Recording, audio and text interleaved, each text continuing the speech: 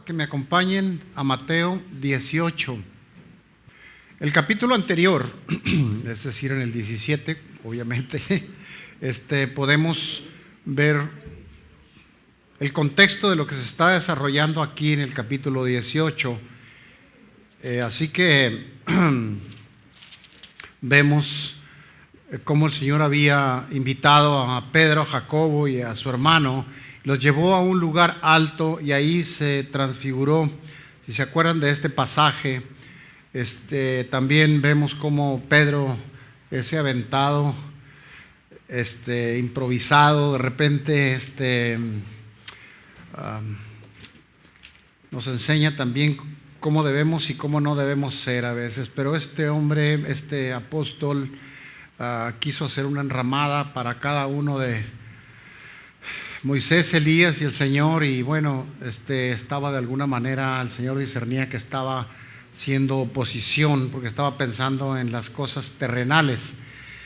Después vemos en ese mismo capítulo cómo el Señor Jesús, después de subir a ese lugar alto donde se transfiguró, ese monte, esa montaña, donde fue con estos tres, entre ellos Pedro, y después bajan de ahí y sana a un paralítico, vuelve a anunciar su muerte. Y en el capítulo 18 vemos cómo es que viniendo de ese cerro, es ese lugar alto donde el Señor los llevó, venían platicando en el camino y discutiendo sobre quién era el más importante en el reino de los cielos. Así que el Señor usa ahí a los niños para que sepamos cómo debe ser en nuestro corazón para realmente ser en el reino de los cielos importante, como preguntaban ellos. Así que entramos en el 18 y nos vamos al verso 23. Si se fijan en el 21, habla de la importancia del perdón. Quiero imaginarme yo que venían, como describe aquí, platicando como amigos, como hermanos en Cristo. Y bueno, y después de que preguntaron quién era el más importante y de ver al Señor Jesús, la obra de Jesús, después de haberlo visto transfigurarse, entonces en el 21 dice: entonces se le acercó Pedro y le dijo: ¿cuántas veces pecará mi hermano contra mí que yo tenga que perdonarlo? Y le dijo: ¿hasta 7 veces acaso? Entonces Jesús le dijo: no te digo hasta 7, sino hasta 70 veces 7. Y continúa diciendo: por eso el reino de los cielos puede compararse con cierto rey que quiso ajustar cuentas con sus siervos, y al comenzar a ajustarlas le fue presentado uno que le debía 10,000 talentos. Pero no teniendo él con qué pagar, su señor ordenó que lo vendieran junto con su mujer, sus hijos y todas sus posesiones, y que se pagara así la deuda. Entonces el siervo, dice el 26, cayó postrado ante él diciendo: ten paciencia conmigo y todo te lo pagaré. Y el señor de aquel siervo tuvo compasión, lo soltó y le perdonó toda la deuda. Dice el 28, pero al salir, aquel siervo encontró a uno de sus consiervos que le debía 100 denarios. Echándole mano, lo ahogaba diciéndole: págame lo que me debes. Entonces su consiervo, cayendo a sus pies, le suplicaba: ten paciencia conmigo, te lo pagaré. Dice el 30, sin embargo, él no quiso, sino que fue y lo echó en la cárcel hasta que pagara lo que debía. Así que cuando vieron sus consiervos lo que había pasado, se entristecieron mucho y fueron y contaron a su señor lo que había sucedido. Dice el 32, entonces, llamando, su señor le dijo: siervo malvado, te perdoné toda aquella deuda porque me suplicaste. ¿No deberías tú también haberte compadecido de tu consiervo, como yo me compadecí de ti? Dice el 34, y enfurecido su señor lo entregó a los verdugos hasta que pagara lo que debía. Dice el 35, cerrando este capítulo, así también mi Padre Celestial hará con vosotros si no perdonas de corazón cada uno de su hermano, cada uno a su hermano. Así termina el Señor Jesús platicando esta historia que acabamos de leer. Padre, en el nombre de Jesús ponemos en tus manos este mensaje y te suplicamos todos unánimes juntos que nos bendigas, Señor. Padre, que tu palabra venga como espada de dos filos a nuestro corazón y que la enseñanza que tú quieres traer a través de esta historia se dé en nuestros corazones, en nuestras mentes, y que aprendamos, Señor, esta enseñanza. Que aprendamos, Dios, a perdonar. Padre, te suplico en el nombre de Jesús que me ayudes. Sin tu ayuda, Señor, yo no puedo hacer este trabajo tan difícil, Dios, que es enseñar tu palabra. Ayúdame, papá, te necesito. Y prepara nuestros corazones para que tu palabra, Señor, venga y que dé mucho fruto por tu gracia y para tu gloria. En el nombre de Jesús. Amén.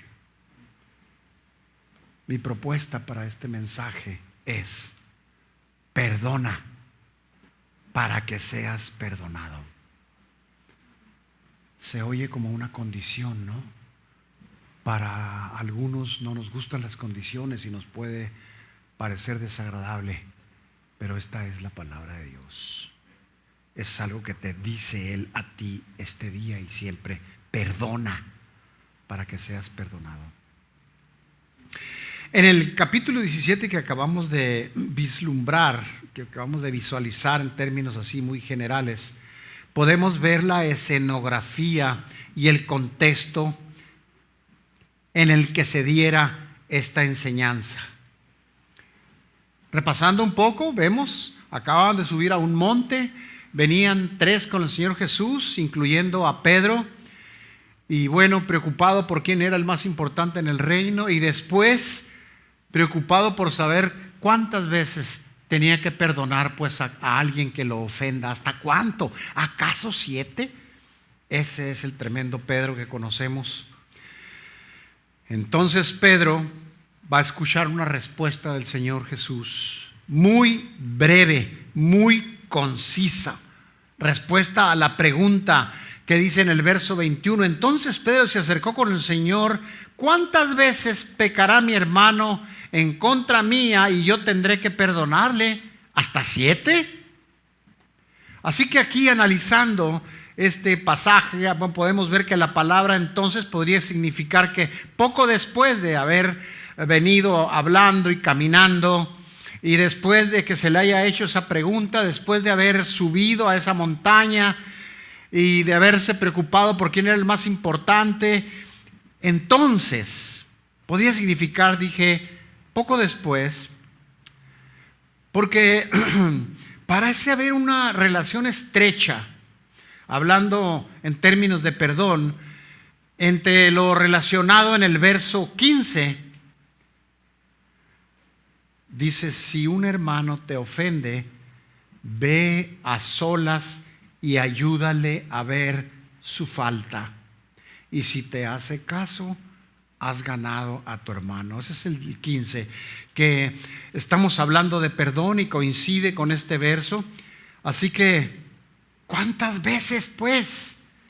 Quiero imaginarme yo a Pedro insistente. ¿Cuántas veces pues debo perdonar a aquel que me ofende? ¿Acaso 7?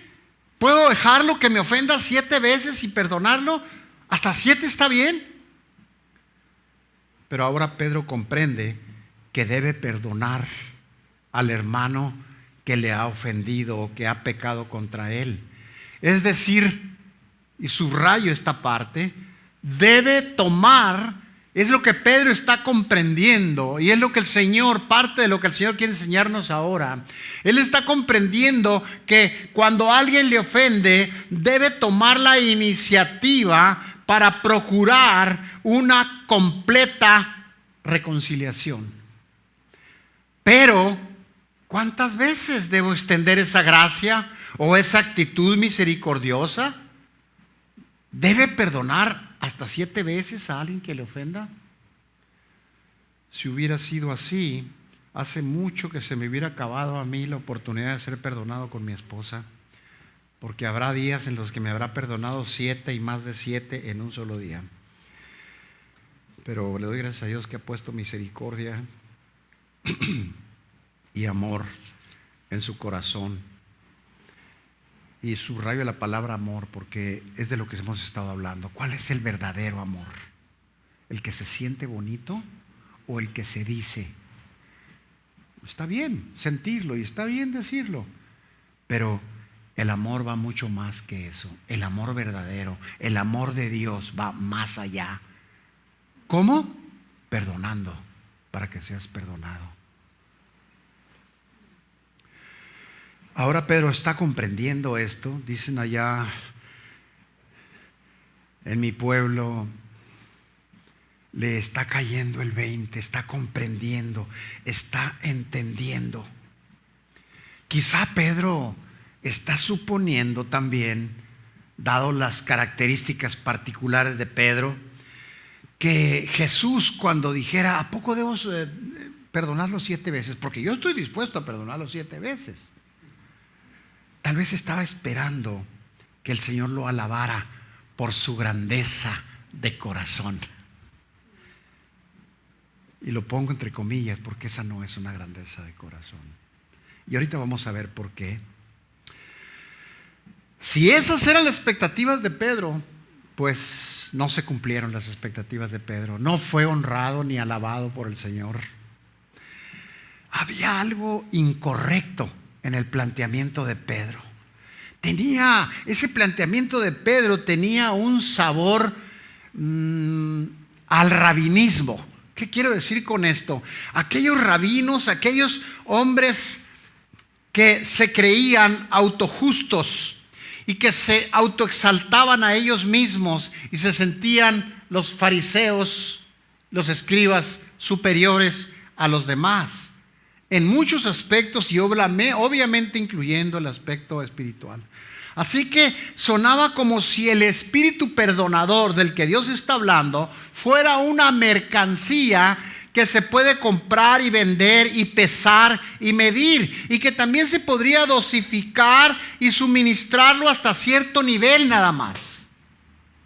Y eso no es así, no es así lo que el Señor nos está enseñando, porque enseguida en el verso 22, lo estamos viendo por ahí, dice, Jesús respondió, yo te digo, no es, han dicho, se sabe, dicen que, no, yo, el gran yo soy, yo te digo, no hasta 7 veces, sino hasta 70 veces 7. Tal vez Pedro podría decir, ¿en toda la vida? No, en el mismo día si fuera necesario, en el mismo rato si fuera necesario.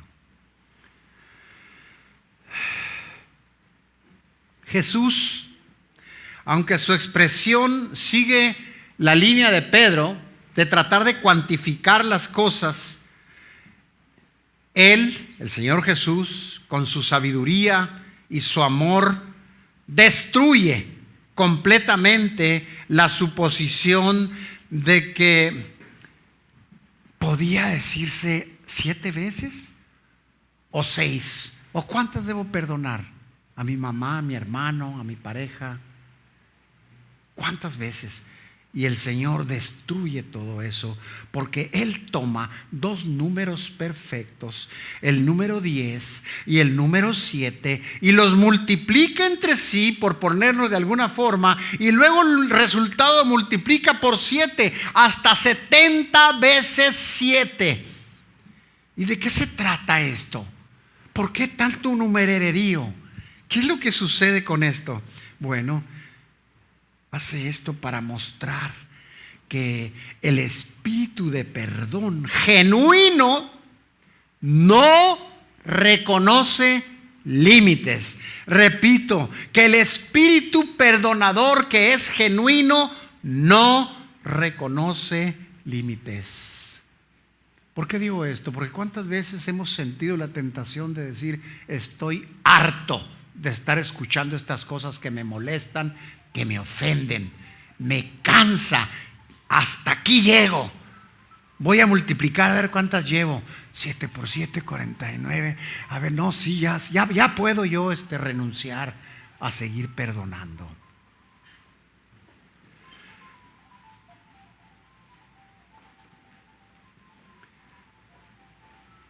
Quisiera repetir esta frase.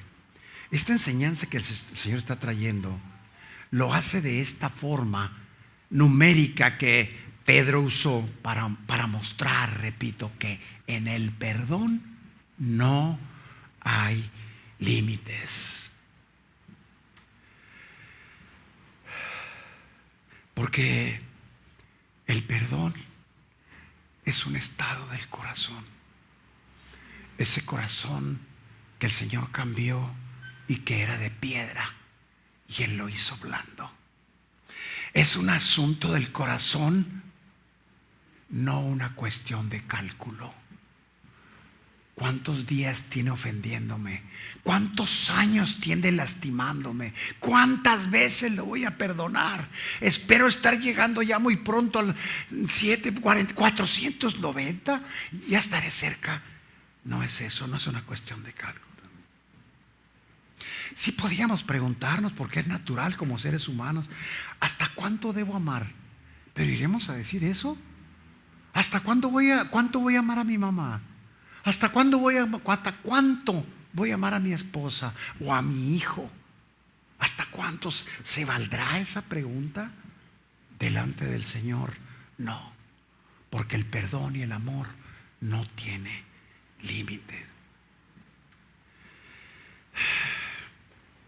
Se sobreentiende que cuando Jesús dijo 70 veces 7, no quiere decir: calcúlale para que saques el resultado de 490, y cuando llegues a esos 490 estás libre, y de ahí adelante ya no necesitas perdonar a nadie. Lo que quiso decir fue muy claramente: perdona sin cansarte, sin detenerte. Sé siempre misericordioso. Siempre.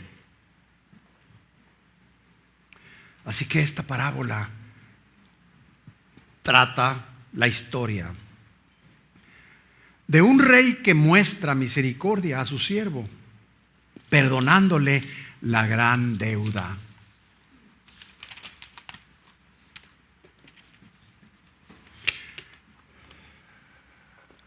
$10,000 talentos. Así que Jesús, continuando con la parábola, da una ilustración.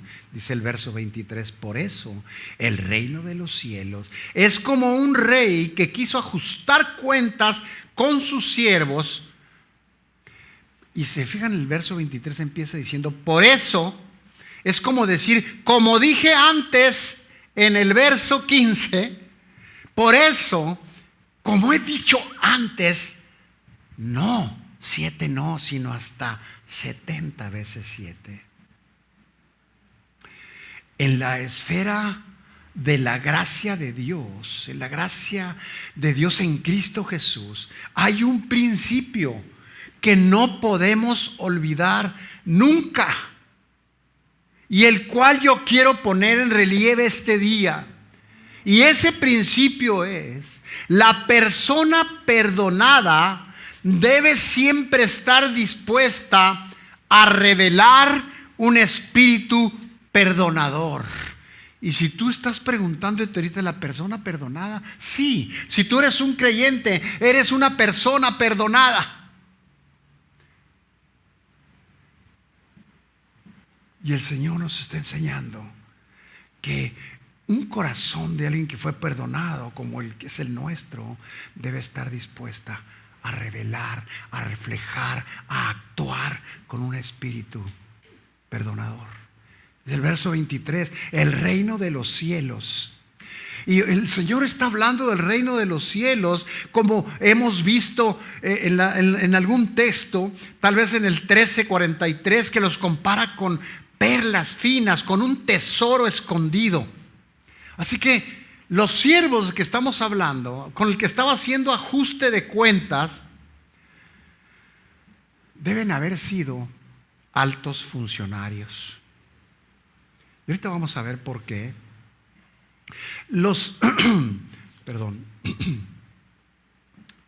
Probablemente hayan sido, si recuerdas la palabra, sátrapas. Está muy dura la palabra porque se usa también en un contexto muy negativo, aunque sátrapas en aquel tiempo se le llamaban a esos gobernadores de provincia que recaudaban los tributos de ese reino para luego rendir cuentas con el rey. Pero esas gentes tenían una particularidad en aquel tiempo de ser prepotentes y corruptos.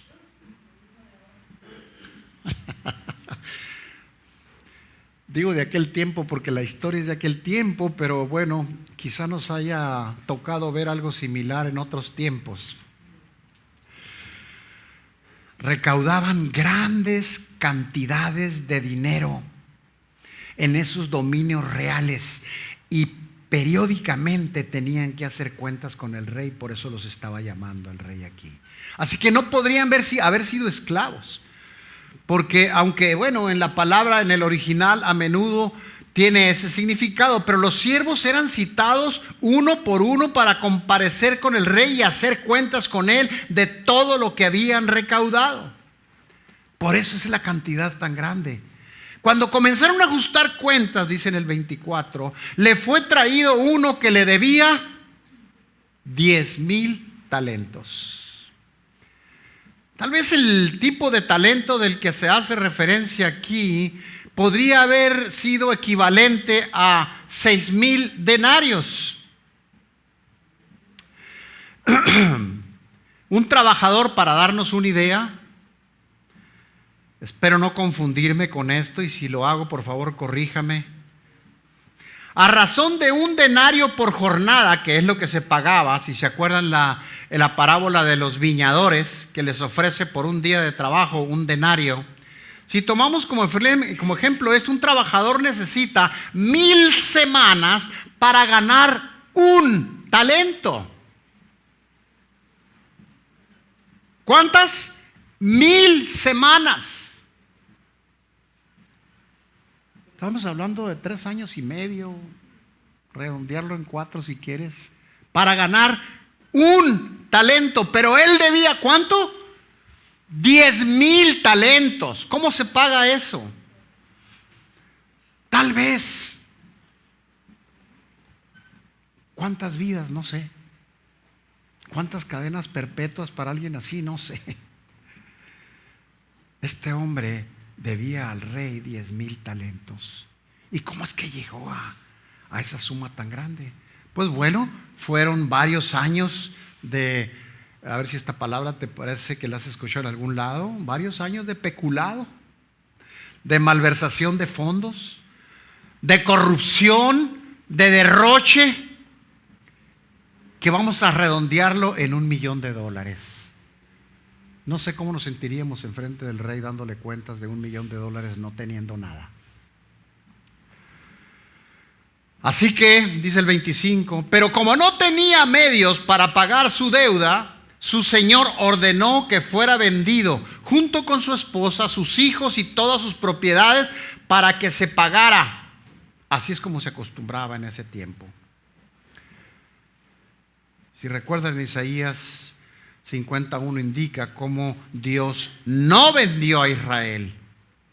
Israel se vendió a sí mismo por su pecaminosidad. Fuera del país de los israelitas era común la práctica de vender a los que no podían pagar sus deudas. Y a esto se refiere la parábola. Entonces se ordena por decreto real, este funcionario y su familia y sus posesiones serán vendidos. Pero vendiendo una cantidad así, ¿qué tanto podría abonarle a la cuenta? La suma debe destinarse de la venta de ese siervo, de su esposa, de sus hijos y de todas sus posesiones para cubrir, pero no alcanzaría, era insuficiente. Había que restituir la fechoría que había hecho, pero era insuficiente. Por supuesto, con esa suma era realmente imposible cubrir una deuda tan grande. Sería apenas como echar una gota de agua en un balde.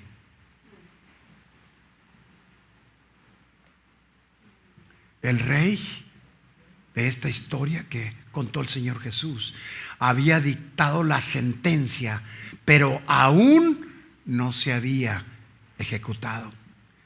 En el verso 26, quisiera hacer notar esto. Entonces el siervo dice, si lo estás viendo ahí, en el verso 26 del capítulo 18, cayó postrado a los pies de su amo, diciendo, cayó postrado, rogando, clamando, totalmente abrumado al comprender la gravedad del castigo que se avecina.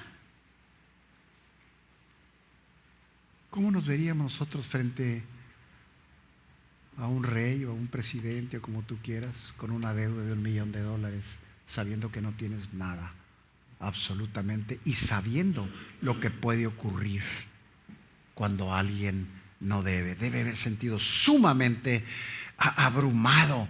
El hecho era grave, muy grave, y ya venía. Así que no se niega que debe esa suma, ni tampoco trata de explicar cómo es que llegó a ese terrible estado. No lo hace, porque ¿qué sentido tendría realmente que lo hiciera? Quizá estaba consciente de que las excusas en ese momento habrían sido inútiles. Si se fijan, ni siquiera ofrece un pago inicial. ¿Por qué? Porque estaba en bancarrota, estaba quebrado, no tenía nada que ofrecer, estaba en números rojos, pero en grandes proporciones. Así que, habiéndose postrado, rogaba, ten paciencia, dice el texto, ten paciencia conmigo y todo te lo pagaré. ¿Cómo? ¿Cómo podría pagarse una deuda así no teniendo nada? Esa promesa no podía haberse cumplido jamás. Pero estaba desesperado. Yo no puedo imaginarme a mí mismo en los zapatos de ese hombre. Desesperado, queriendo convencer al rey de algo sin tener ningún recurso, ni siquiera algo para decirle, mira, te voy a abonar. Nada. Debe haber sido grande su desesperación. Y claro, cualquiera en una situación así somos capaces de hacer muchas cosas para escapar de esa situación. El resultado de la oración por medio de la cual él pedía misericordia fue la siguiente: ten misericordia de mí, compadécete, te lo suplico. Dice el 27, el corazón del Señor de ese siervo se llenó de compasión y le perdonó toda la deuda y además lo liberó. Se llenó de compasión.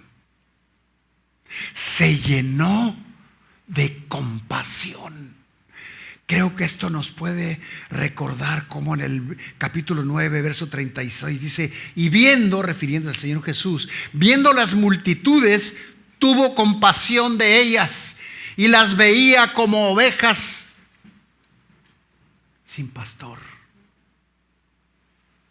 desparramadas, sin nadie que las cuidara, y tuvo compasión. Fue por pura compasión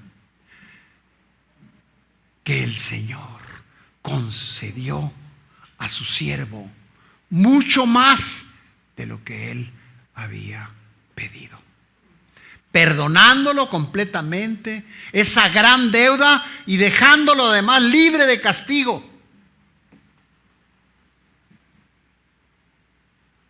¿Cómo podemos concluir esto? Que es la primera parte. ¿Cómo podemos concluirla? ¿Qué podemos aprender de aquí? Bueno, pues de entrada, ¿qué éramos nosotros antes de conocer al Señor? Éramos esclavos del pecado, muertos espirituales. Este hombre debía dinero, pero nosotros debíamos la vida, porque la paga del pecado es muerte. Y en Efesios 2 dice: y les dio vida a vosotros que estaban muertos en sus delitos y pecados. Y todavía dice más adelante: conforme al príncipe de la potestad del aire. Qué diferente tener una relación con Dios y servirle al enemigo, al diablo, a Satanás. Éramos, dice, hijos de ira, lo mismo que los demás, porque la paga del pecado es muerte. Es lo que nosotros debíamos. ¿Cómo pagar eso? A nosotros lo que nos tocaba, como a ese siervo, lo que nos tocaba a nosotros sería pagar con la vida, porque la paga del pecado es muerte. Nos tocaría ir y estar ahí en ese lago de fuego por la eternidad. Eso éramos y eso nos tocaba. Pero ¿qué hizo Dios? Nos resucitó y nos dio vida. Pero Dios, que es rico en misericordia, por causa de su gran amor con que nos amó, y aún estábamos muertos en nuestros delitos y pecados, nos dio vida juntamente con Cristo. Por gracias han sido salvos. Y con Él nos resucitó, y con Él nos sentó en lugares celestiales, Cristo Jesús, a fin de poder mostrar en los siglos venideros las sobreabundancias riquezas de su gracia, por su bondad para con nosotros en Cristo Jesús. Tú fuiste recipiente de ese amor y de esa gracia, de ese perdón, de esa liberación de la deuda, de esa liberación de ir al infierno.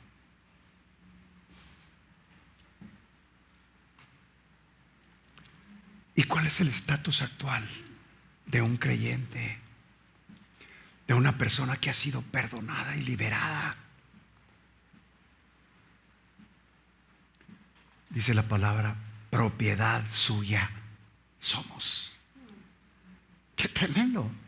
De enemigos, de ser reos de muerte, ahora nos convierte en propiedad suya. Dice en Romanos 8:12: así que, hermanos, deudores somos. ¿Cuál es el estatus actual? Propiedad suya, pero somos deudores. Estábamos en bancarrota y Él pagó la deuda total en la cruz.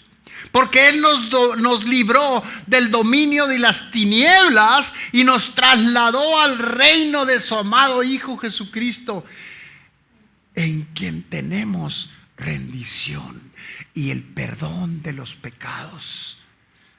Murió en la cruz, derramó su vida, derramó su sangre para pagar por tus pecados, por tu deuda y la mía. Ahí murió en la cruz. ¡Qué rescate! ¡Qué rescate de nuestro Señor Jesucristo! Y en Colosenses 2:14, y habiendo cancelado, me encanta esta porción porque podemos ver el poder y el amor de nuestro Señor Jesucristo. El poder y el amor. Y habiendo cancelado el documento de deuda que consistía en decretos contra nosotros, que nos eran adversos, dice, lo ha quitado de en medio y lo ha clavado en la cruz. Y ahora debemos tener conciencia de que ahora somos esclavos de Él por amor. ¿Cómo agradecer tal muestra de amor? El costo nunca lo vamos a saber. ¿Cómo pagar? No tenemos cómo pagar. A nuestro Señor Jesucristo, que entregó su vida por nosotros, en bancarrota como estábamos, no podríamos pagar y no podemos pagar ahora ni podremos pagar nunca. No tenemos con qué. Y aunque tuviéramos algo, sabemos que toda buena dádiva viene de Él. No hay manera de poder pagar ni abonar, ni mucho menos. Pero Él por su gran amor canceló la deuda. Una deuda que traía adversidades para nosotros. Las quitó de en medio, dice la palabra, y las clavó en la cruz. Y ahora somos sus esclavos por amor. ¿Cómo no vamos a obedecerle? ¿Cómo? ¿Cómo agradecer tal muestra de amor? ¿Cómo?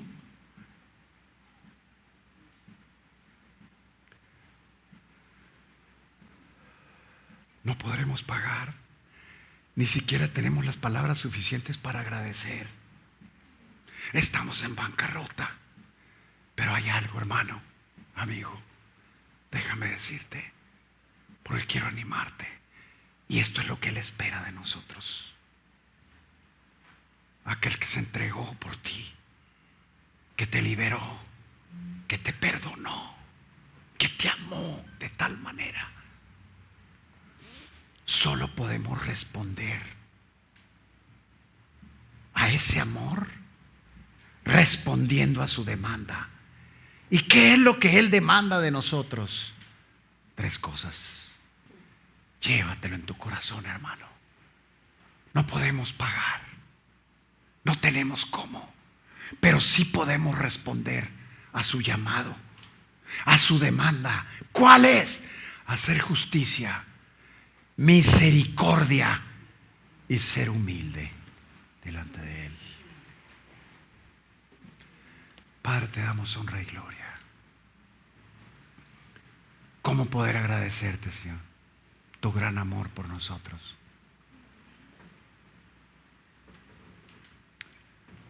Siendo tu enemigo, ahora nos hiciste tus amigos, tu familia, tu propiedad. ¿Cómo podremos agradecer este tremendo amor por nosotros? Inexplicable amor, incomprensible amor, Señor. Padre, no hay manera. Pero si tú nos has pedido, nos has demandado hacer justicia, misericordia y ser humildes, tu Espíritu Santo que nos has regalado también puede ayudarnos. Danos esa fe, Señor. Y sobre todo esa claridad, ese discernimiento para poder ver que estamos libres y que el pecado ya no nos domina y que el enemigo no tiene poder sobre nuestras vidas, porque ese documento de deuda, Señor, lo has quitado en medio y lo has clavado en la cruz, Señor. Ayúdanos, Padre, para responder de forma que te dé gloria con nuestras vidas. Y de esa manera, Señor, ser obedientes ¿qué más podemos hacer, Señor? No podemos pagar. Pero sí, Padre, con tu ayuda, con tu gracia, con el poder del Espíritu, podemos obedecerte para hacer justicia, para hacer misericordia y para ser humildes delante de ti, Señor. Padre, confesamos que te hemos fallado.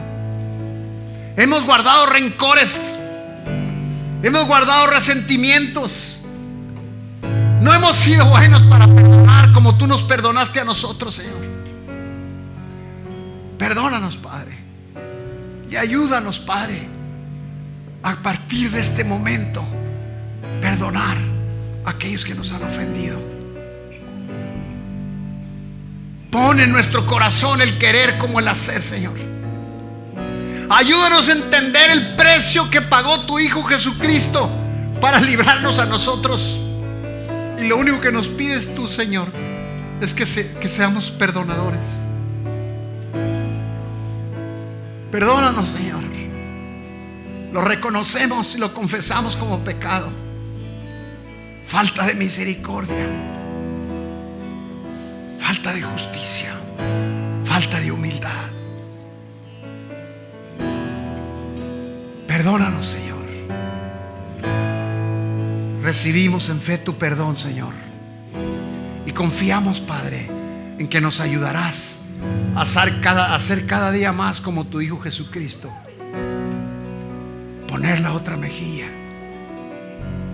perdonar como tú nos perdonaste, perdonar para ser perdonados, Señor. Gracias, Padre, en el nombre de Jesús.